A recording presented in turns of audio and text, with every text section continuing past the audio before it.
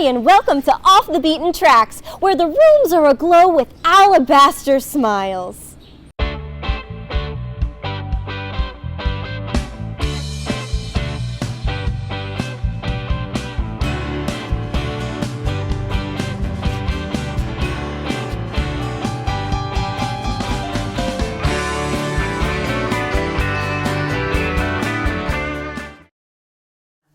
Hello and welcome to Off the Beaten Tracks. Today we're going to be doing a legendary album, Rain Ghost, featuring Linda Squires. And to tell us all about this album and the making of, we have the chief songwriter, some of the singing, and the rhythm guitar. We have Bob Bryden with us. Hello, Bob. Hello, Daryl. Nice to be back. Well, nice to have you back. You've got the first album out. Yes. You've got to be the coolest dudes in Oshawa. No, you know, Okay. There's a bar there. Why did the I have a group lot to break say up? on that, but anyway. Why did the original group break up? As I remember correctly, we did eventually just have a clash of musical interests. Mm-hmm. I think I wanted to move on to something more progressive. I was definitely veering away from a little bit out of psych as prog was starting to develop. I was sort of heading in that direction. I had a desire to do something a little more interesting musically. Now, the second Rain Ghost album is not the manifestation of that so much, but the later band Christmas certainly is. But I do remember that we were clashing with the other three guys in Rain Ghost because I want to put it nicely. We just wanted to move on and try something else. And there had been this band around Oshawa that we liked called Mechanic Illusion, and we really liked them. And it was similar to the way the first album and first Rain Ghost was formed, in that they already had a band and we joined up. Same with Mechanic Illusion. We signed on with them because they were good writers too. They were doing original stuff. And so Russ Erman and John Pudlis were the main writers. And we joined forces with them. But because Rain Ghost had a bigger and better name locally, in Oshawa anyway, and we had already had one album out, we kept the name. Well, that Rain was my Ghost. question, because Yeah. it was the guys who left's name, but you kept it. It's weird. Yeah, it's weird. Well, they obviously didn't have any problem with that. No, they didn't Because seem I to think mind. I do recall that because some of the guys in Rain Ghost, the first iteration of it, which was actually the second iteration, the iteration with us were from out down east, and I think some of them wanted to go back down east and things like that. So there was a lot of things. You know, bands break up because people start going in different directions, sometimes literally, geographically. Yes. Yeah. So this album, I would think you were probably more in charge of the band than the first album? No, not really. Not really, because we were now, Linda Squires and I had now joined up with two other writers plus a drummer. The drummer, by the way, is Rich Richter, or Helga Richter, who eventually he came with me over into Christmas. Into your next band, Yeah, the next band. But no, it was actually more democratic than that because we had two other writers. I was going now. to say, because you share the writing credits on this one a lot more than you did on the first album. Absolutely. And it was just because they were better writers. They're good writers. Yeah. No, Yeah. there's some great songs on this album, Yeah. besides yours, which are great songs Thank too. you. Wondering, which is the unusual part, how did Linda Squires get the Sandy Denny and Straub's treatment? Well, it's pretty obvious, I think. She was great. And I think the record label, well, now it's Paragon. I think Jack Boswell stopped putting his records out under the Allied label. He now was his own subsidiary label, Paragon. I think Jack, just as any smart businessman would, recognize that Hire the guile. she's beautiful and she's talented and she's the focus. Yeah. And we can write the songs, but it's the voice that people are going to listen to. So did you know when you put this band together that you had a record contract? Was it a 2-record deal or whatever? Well, I was still signed. Linda and I were still signed to Allied/Paragon. And, I made 3 records for Allied and Paragon, and 2 Rain Ghost and 1 Christmas. And I just remembered now that my mindset was, with all 3, I got to get these guys into the studio as fast as we can. so that they can get some experience in the studio. No one in all three of those albums had had any studio experience prior. So again, we're talking rush jobs in a way. I mean, Yeah. I would have phoned up Jack Boswell and said, I've got a new band. Can we go in the studio tomorrow? Because that's just the way it was, and because Jack was probably going to say okay. Yeah. So is it different going in the second time? Was there? Well, if you notice, on the second Rain Ghost album, there's a more polished. It's more polished band. Yes, it it's a is, more yeah. polished sound. It's brighter sounding. So I think Cousin Bill Bessie, the engineer, had been learning, and everybody'd been learning. So yeah, it's a little more polished sound. But I like the material on the first Rain Ghost album better.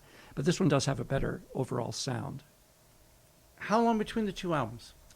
Not long, maybe a So maybe, again, you're maybe a year. Yeah. Yeah, and it's a weird thing as you've done some of your homework, so you might be aware that the second Rain Ghost album and the first Christmas album were released on the same day, which is another long story. You were flooding the market. You were the Gene Hackman of prog rock. Oh well, yeah, in Oshawa. Well, the reason being, Rain Ghost, the first Rain Ghost album, we broke up almost as soon as we got together, and even the second Rain Ghost album did not have a long life. We played more frequently. The second Rain Yeah. Ghost, we played around Oshawa high schools and clubs and coffee And, houses. and we went to the same high school. We both went to MCVI. Yes. You were a little bit ahead of me, but Yeah. but I can remember I when dropped was, out ahead of you. That's correct. Yeah. And I can remember being at Ridgeway, which was the junior high going into. Yeah, I was at St. Christopher's. One of the big talking points of MCVI in the junior school was there was this band Christmas, who had done all these albums, and they used to come back and play this lowly high school Wow. because you'd been there. I mean, That's it was interesting. Yeah, Yeah. no, Wow, cool. And I think I went up to MCVI. I never heard it from and that you perspective never before. played there when I was there. Oh, that's weird. Gigging was a whole other issue when you were in 1969-70 when you were an all-original band. That was a difficult proposition. And also, you're not playing pop songs particularly. I mean, there are a No. few songs on especially on the second second one, album, yeah. that kind of have Short that and sweet. poppy feel. Yeah. But yeah, I mean, you're not going to play a lot of dances with songs that are changing time signatures. We and alienated things. People would be all falling over. everyone. The site was, the walls were lined with people not dancing. Anyway, yeah, so Rain Ghost, the second Rain Ghost album, we broke up probably just a few months after we made the album, and I had Seemed to formed. be a habit with you. Yeah, yeah, I guess I'm promiscuous musically, but I formed Christmas almost right away. Yeah. As Rain Ghost, the second Rain Ghost album, that band folded. I formed Christmas literally in December of 1969. I called the guys together at the coffee shop at the Bay, I think, or Simpsons. Oh, yeah. At the Oshawa Center. And it was like the Magnificent Seven, that movie where it said, now we are 5, now we are 6, now we are 7. Well, I know it sounds pretentious, but I handpicked those guys in Christmas because they were my favorite players all around the Oshawa scene to form that band. But anyway, back to the second Rain Ghost album. We broke up pretty quick, and it was ironic that while Rain Ghost's second album is being prepared for release, we're also recording this first Christmas album. Hence, they both came out on the same day. And these are like the first album on a 4-track and Oh, yeah, I don't think- almost one take kind of things. Oh, or- yes, absolutely. With a brand new bunch of guys. Yeah. So it must have been a challenge. It was always a challenge. I mean, yeah, we to say that we could have done every one of the songs better is probably true, but I think we were a little tighter with the second Rain Ghost. Yeah, no, Yeah. listening to this, yeah, you're right. I mean, and obviously some of the songs are shorter and Yeah. they're a little more straightforward. That's correct. Yeah. But I think that the sound is better, and it's. When I was listening to them over the last few days, I thought this album seems to be happier. It seems to be there's For a sure. certain Yeah, joie de joie. vivre Yeah. about it where Yeah. that was missing in the first album. Yeah. I'm not saying missing, but it's a different vibe. Yeah, it is I think- absolutely a different vibe. Yeah, and even in terms of it being psych, it's a little more of the pop psych Yeah. as opposed to the deep long psych of the first album, long songs. I mean, And yeah, there's a poppier feel on this album, but it's got that psych twist to it with things like Solar Nice. And, Yeah. And I will throw this in just, In fact, I was going to mention Solar Nice because it Yeah. is a standout song on this Well, album. thank It's you. a terrific It's song. my favorite song on that album, yeah. And John Pudlis was a curious fellow. He and I had been in several bands together as well. He had been in The Things with me. Yeah, The Things. Anyway, John really... I might spoil this album for some of the fans, but John was a big fan of Iron Butterfly. And if you really listen to Enola Gay and a few other sons, you'll hear that Doug Inglis It does have that feel, little you know? yeah, kind of thing at the beginning. Inagata baby. But there's a little bit of that in some of Now, the songs. speaking of... But it's an homage, not a yes, ripoff. You can let everybody know the big mystery is who is Boris Karloff, who's given the credit on this. I have no idea. You I don't know can't- who I Boris can't remember. Karloff is? It's probably just made it up because we didn't want to give anyone credit. I don't know. I'm going to ask Bob, and I'm going to get this answer. I'm because so it's sorry. It's one of the few things I honestly don't remember. bummer, man. What was his well, credit for- on the album? Is there a credit there? I Yeah, can't even no, recall. it's where is it? It's in the list right of here. thank Special thanks to Boris Karloff for vocal on Enola Gay. Oh, that was me sort of making a little bit of fun of John Pudlis. Ah, That was just me, you know, that voice. You Yes. know? Yeah. No, I was Ah. just mocking John Pudlis. so now. the Sorry, mystery- now the mystery soup. So this cover is Yes. a little more straightforward Yes. than the first one. The first one does have a kind of a psyche, Yeah, for sure. druggy kind of look to it. Yeah. This one is far more of a Here's the band. studio kind of thing. Yeah. But the back is like as plain as a Russian supermodel. Yeah, I for mean, sure. This actually looks like one of those albums you'd record in a basement. This Yeah, back. that's It right. couldn't have been because the last album had a nice picture of you guys on a stairway. Well, you know, that's those days and that's that label. You know, the best that no money can buy, and we're gonna cut corners every which way we can. So, we talked in the last album about how hands off they were, mhm. and the interesting thing to me was the Long Day Journey. You re-record it. yes. Now, Second the version. only other band I can ever remember kind of doing this on a studio album is Queen with Seven Seas of Rye. Mhm. But they left it to the last song on the second side of Queen 2. You lead off the album with, Both with a albums. re-recording. Both albums start with the same so song. These guys must have really said, do what you want, man. They may not have even noticed. And this, I quite like this version. I do too. Yeah, it's got kind of a little jazzy kind of feel. It's got with a the jazz guitars. feel, yeah. Very nice. Yeah. And And I'm doing a third version Yes, on my yes. next album. Yeah.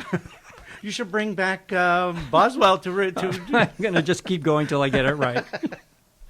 Anyway, So you've got 2 albums out, yes. and you're what? Well, 18, 3. They 19? came on the yes, same that's day. right. Yes, Yeah. you're 18, 19. What does that feel like? It's that's a very interesting question because you're sort of pushing me back in time to really sort of capture what Did it you felt kind like. of go? You know, people go through their entire lives and don't accomplish what I've done. I don't think And I I'm would have. barely out of high school age. I don't think I would have thought that because we were too busy just Yeah. going forward. I mean, it was that time, you know, 68, 69 and 70, you know, those were the days when bands, you know, their bands were putting out 2 and 3 albums a year. Yeah, That yeah. was not uncommon No, then. Now it it's was at usually 3 every years, 6 months, yeah. 3 years between albums, you know, and every time a band put a new album out, what you expected back then was reinvention.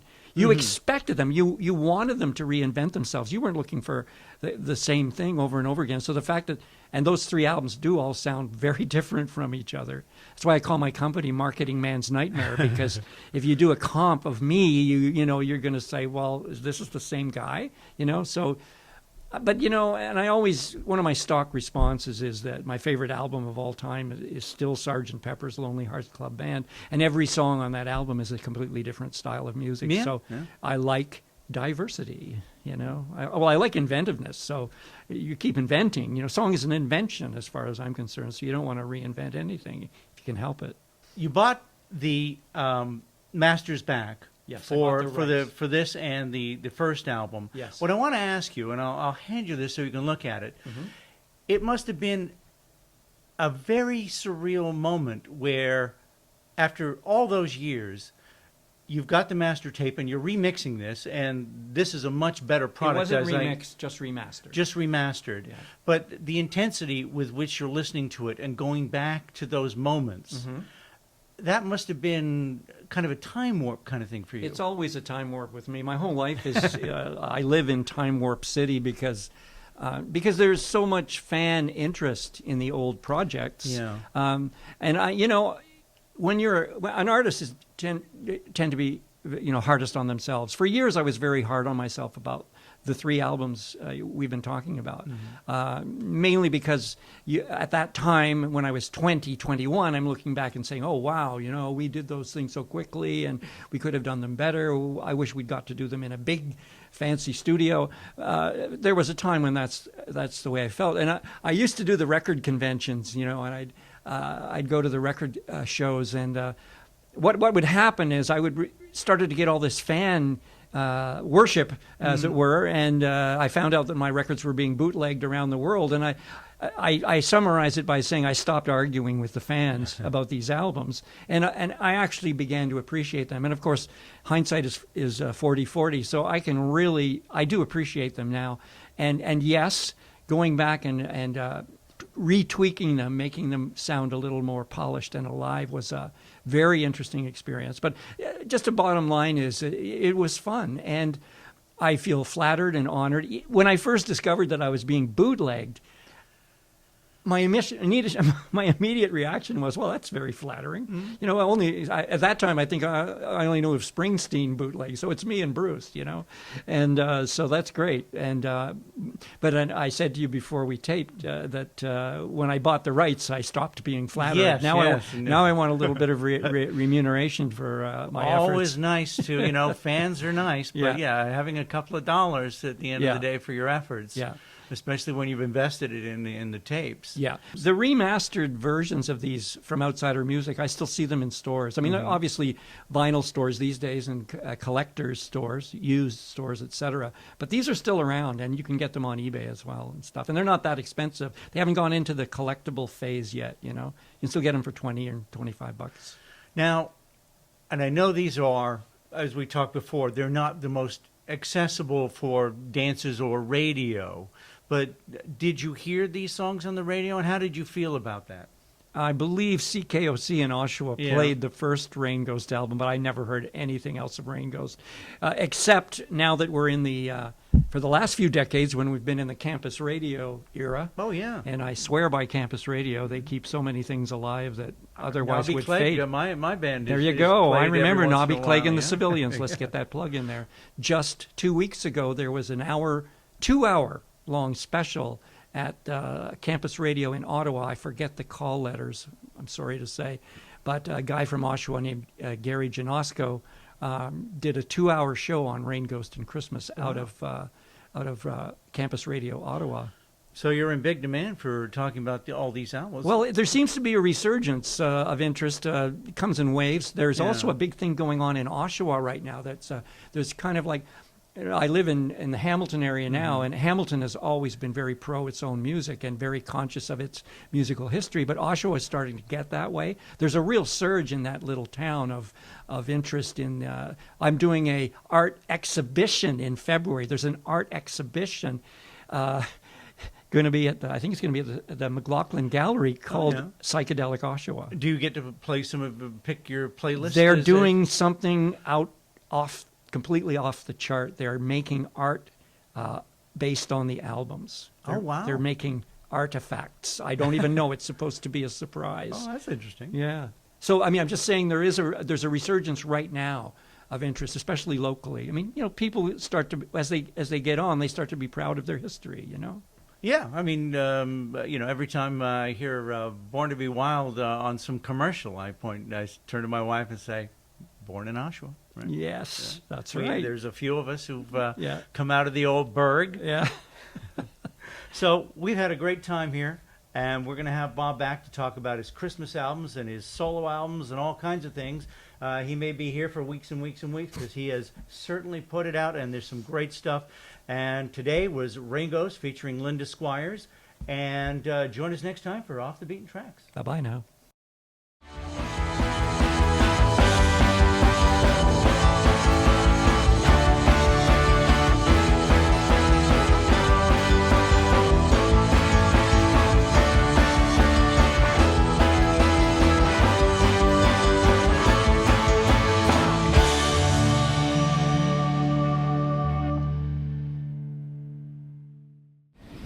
you work in a morgue, you really shouldn't cut coroners. Get it?